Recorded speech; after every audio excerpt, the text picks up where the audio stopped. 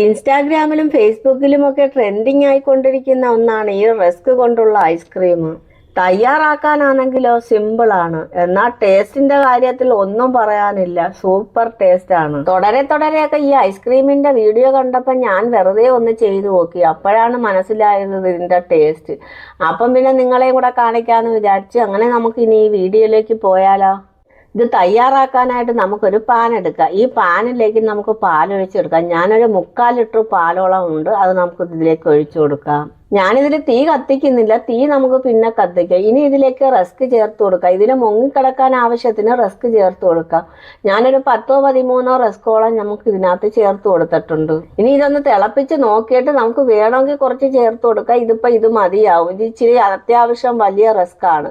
ഇനി ഇതിലേക്ക് നമുക്ക് ബദാം ചേർത്ത് കൊടുക്കാം. നമ്മുടെ കയ്യിൽ എന്തെങ്കിലും ഉള്ളതങ്ങ് ചേർത്ത് കൊടുത്താൽ മതി. അണ്ടിപ്പരിപ്പാണെങ്കിൽ അണ്ടിപ്പരിപ്പ്, ബദാം ആണെങ്കിൽ ബദാം, രണ്ടും ഉണ്ടെങ്കിൽ രണ്ടും ചേർത്ത് കൊടുക്കാം. ഞാൻ കുറച്ച് ബദാം ചേർത്ത് കൊടുത്തിട്ടുണ്ട്, കുറച്ച് അണ്ടിപ്പരിപ്പ് ഉണ്ടായിരുന്നു, അതും കൂടി ചേർത്ത് കൊടുത്തിട്ടുണ്ട്. ഇനി ഒരു 3-4 ഏലക്ക ഒന്ന് ചതച്ച് ചേർത്ത് കൊടുക്കാം. ഇനി മധുരത്തിന് ആവശ്യത്തിന് പഞ്ചസാര ചേർത്ത് കൊടുക്കാം.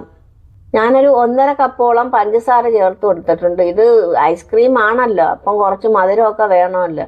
പോരെങ്കിൽ നമുക്ക് പിന്നെ ചേർത്ത് കൊടുക്കാം. എനിക്ക് തോന്നി ഇതെല്ലാം ഒരു പരുവാന്ന് തോന്നുന്നു. അപ്പം നമ്മൾ ഇത് മുങ്ങിക്കിടക്കാൻ ആവശ്യത്തിന് ഇതെല്ലാം ചേർത്ത് കൊടുത്തിട്ട് നമ്മളൊന്ന് തീ കത്തിച്ചിട്ടുണ്ട്. ഇനി ഇതൊന്ന് തിളച്ച് വരട്ടെ. അപ്പോൾ ഇതെല്ലാം ഒന്ന് താത്ത് നമ്മൾ തട്ടിപ്പൊത്തിയൊക്കെ ഒന്ന് വെച്ച് കൊടുത്ത് തീയും കത്തിച്ച് ഇതെല്ലാം ഒന്ന് തിളച്ച് വരുന്നുണ്ട്.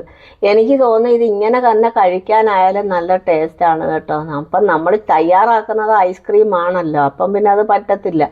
അല്ലാതെ ഇങ്ങനെ കഴിക്കാനൊക്കെ നല്ല ടേസ്റ്റ് ഉണ്ട്. ഇതിൻ്റെ ഇടയ്ക്ക് ഞാൻ കുറച്ച് കഴിച്ചിട്ടുണ്ട്. ഇനി നമുക്ക് ഇതൊന്ന് അരച്ചെടുക്കണം. അരച്ചെടുക്കാൻ എന്താ വേണം, ഇനി ഇതൊന്ന് തണുക്കാൻ വെക്കണം. നല്ലതുപോലെ തണുത്തെത്തിയതിന് ശേഷം നമുക്ക് അരച്ചെടുക്കാം. തവിയൊക്കെ ഒന്ന് ഇട്ട് ഇളക്കി നോക്കാൻ കണ്ടതാ ഈ പരുവത്തിന് നമുക്ക് ഇനി ഇതൊന്ന് ഇറക്കി വെക്കാം. ഇറക്കി വെച്ച് ഇതൊന്ന് തണുക്കാൻ വെച്ചേക്കാം. നല്ലതുപോലെ തണുത്തതിന് ശേഷം നമുക്ക് മിക്സിയിലിട്ട് അടിച്ചെടുക്കാം. അങ്ങനെ നമ്മൾ തണുക്കാൻ വെച്ചിട്ടുണ്ട്. ഈ പരുവത്തിൽ കിട്ടിയിട്ടുണ്ട്. ഇനി നമുക്ക് ഇതൊന്ന് മിക്സിയിലിട്ടൊന്ന് നല്ലതുപോലെ ഒന്ന് അടിച്ചെടുക്കാം.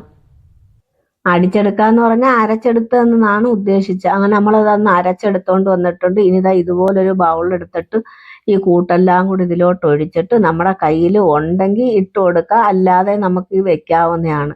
എൻ്റെ കയ്യിൽ കുറച്ച് ബദാമും പിസ്തായും ഒക്കെ ഉണ്ടായിരുന്നു. ഞാൻ അതെല്ലാം ഒന്ന് ഞുറുക്കി എടുത്ത് ഇട്ടതാ. ഇതുപോലെ നമുക്കൊരു അടപ്പെടുത്ത് അടച്ചു കൊടുക്കാം. അടച്ചെടുത്ത് ഇതൊന്ന് ഫ്രിഡ്ജിൽ വെച്ചേക്കാം. ഇനി ഒരു 7-8 മണിക്കൂർ കഴിഞ്ഞ് നമുക്കിതൊന്ന് തുറന്നു നോക്കാം. അപ്പം നമ്മുടെ റസ്ക് ഐസ്ക്രീം ഇവിടെ തയ്യാറായിട്ടുണ്ട്. സിമ്പിളാണ്. പാലും റസ്കും മാത്രമായാലും നമുക്ക് തയ്യാറാക്കി എടുക്കാം. നിങ്ങളെല്ലാവരും ഒന്ന് തയ്യാറാക്കി നോക്കണം.